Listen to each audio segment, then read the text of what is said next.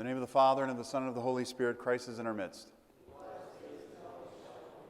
Today is the commemoration of All Saints, which really is all of our names day, if you want to call it that. And many times, even in the church, we're named after saints that sometimes we don't have all the information on them.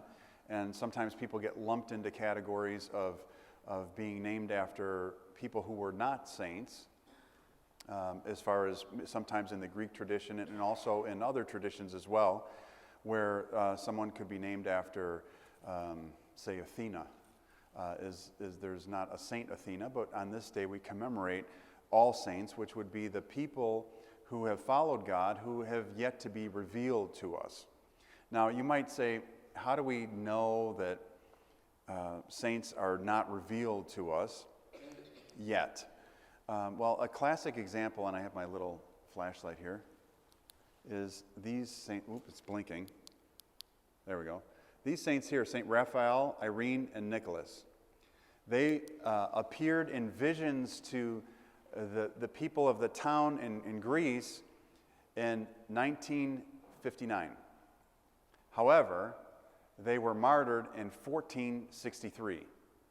So almost 500 years later is when they appeared and said to the people of the town, if you go by this tree, where St. Raphael had been martyred, he said, if you go by this tree, you will find my relics. Now, in that area where he was, there was a tree, and they kept seeing, every once in a while, they kept seeing a monk or a priest walking around, sensing around this tree, and they're like, what is that? And then all of a sudden, everyone in the town started to have these dreams of St. Raphael speaking to them. And then finally he says, go by this tree and you will find my relics. That is the tree that they strapped me to during the Turkish Muslim occupation and the fall of the empire of the Byzantine Empire in 1453. 1463 is when he was martyred. And he said, they strapped me to the tree and they sawed off my jaw because I wouldn't tell them where the other Christians were. And St. Irene was burned in a cauldron in the ground, and they found the cauldron. And St. Nicholas, who was a deacon at the time, died when he saw St. Raphael being martyred. He couldn't bear it, and he gave up his holy soul too. But the important part of this story, and why I bring them up today, is because they revealed themselves to the people 500 years later. They were always saints, they always were martyrs in the church, but they had yet to have been discovered by the people and yet to be revealed by the grace of God for the benefit of the people. Now, if you ever look at their monastery, the church that is dedicated to them, the relics can be found throughout the country in America, especially in the seminary. And I remember in the seminary that on their feast day, walking into the church and just being hit with this beautiful fragrance that was coming from their relics, because they have their relics in the seminary. Now the relics are not out as much as they used to be. Now they're kind of more put away in a case, but they used to be out. You could actually touch them. And I remember going to venerate the relics, and the aroma was so strong just coming from these relics just on their feast day. But if you were to look at pictures of the monastery where they are in Greece, people walk in with crutches and walk out without them. And one of the pictures that you'll see, if you look it up online, you'll see just a stack of crutches and wheelchairs and other things that were apparatus for people who had difficulty and had been healed by the miraculous relics of these three saints. So why were they revealed so much later? We don't know the exact reason for that, but what we do know is after their revelation, after they were discovered, their relics became sources of miracles. So on this day of All Saints is when we commemorate the saints that we know about, and also to think about the ones that have yet to be revealed to us. You see that, for the past several years I've been talking about St. Porphyrios and St. Paisios, who are saints, right? And I said you can bet money that they're going to be recognized as saints, and they were within a year or so of each other. were recognized as saints. Also, I believe that David of Evia will be the next one who will be recognized as a saint. Or Iacovos of Evia, I'm sorry, David of Evia is already a saint. Iacovos of Evia, who was the one who was the caretaker at the monastery of St. David. But the saints will slowly reveal themselves to us, not only in the church as a whole, but also to us as individuals. And I think that's the key for us as Orthodox Christians, is we have our particular patron saint.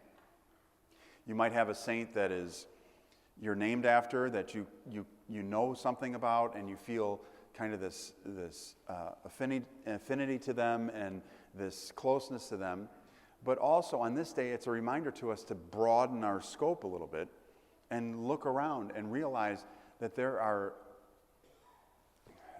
a multitude, an uncountable myriad of saints around us that can help us and guide us and lead us.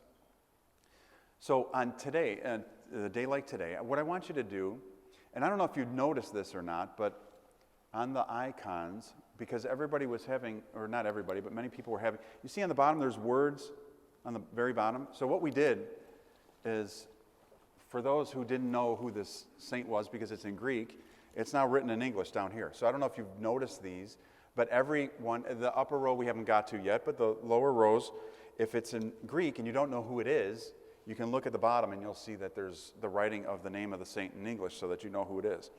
But what I want you to do today is realize that it's the commemoration of all the saints, but for a moment in church today, I want you to look around and really kind of peg in on one that is watching you.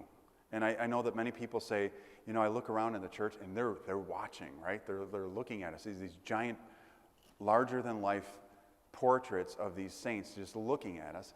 And what I want you to do is I want you to look it up, and if it's on the upper row and you don't know who it is, you can let me know after church, and I'll be more than glad to tell you who that saint is. And I want you to go home today and read a little bit about them.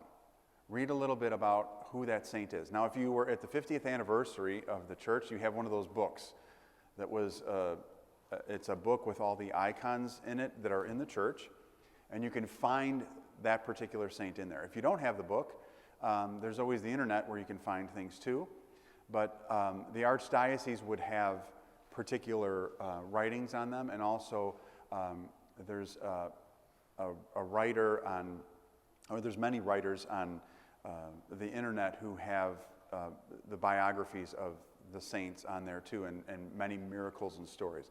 But on a day like today, where we say, well, it's all saints, and we all, you know, are commemorating our saints, I want you to just pick one other saint that catches your eye. Maybe it's St. Gerasimos of Jordan in the back with the lion, and he's got the lion's paw in his hand. What is that all about? Maybe it's St. Boniface in the back next to the ladder of divine ascent, who is, his relics are in our altar table, or St. Haralambos here in the red with the long white beard up on the top, who's, there we go with the blinking again, right here with, his relics are also in the altar table. Or the 40 martyrs of Sevastia on the bottom row, who their relics are also in the altar table.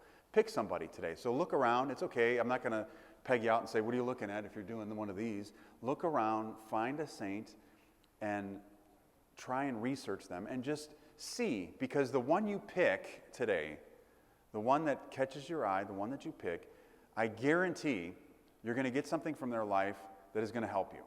And that's how God works. He sends us the saints, and He directs us to the saints that help us with particular needs that we may know that we have, and maybe with needs that we have yet to discover, and issues that we have yet to discover. So they all have beautiful stories, and many of those stories are captured in our book that we have. But grab one today and broaden your horizon on the study and the grace of the saints. And realize, too, that there are many saints that have yet to be discovered, and they will be revealed at certain times, and certain times in the future where we will hear of new saints.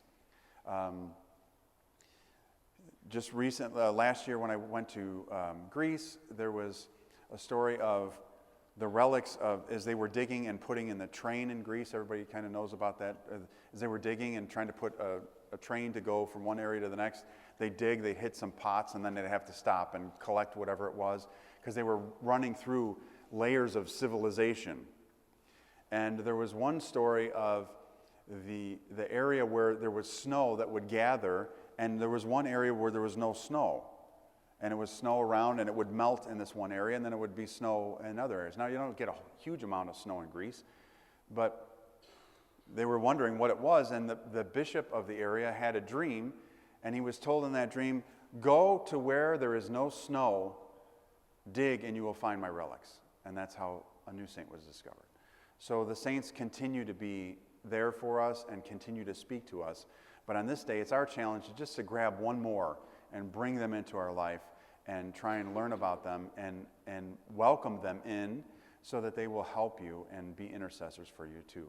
May God continue to strengthen all of us through the presence of his saints. Amen.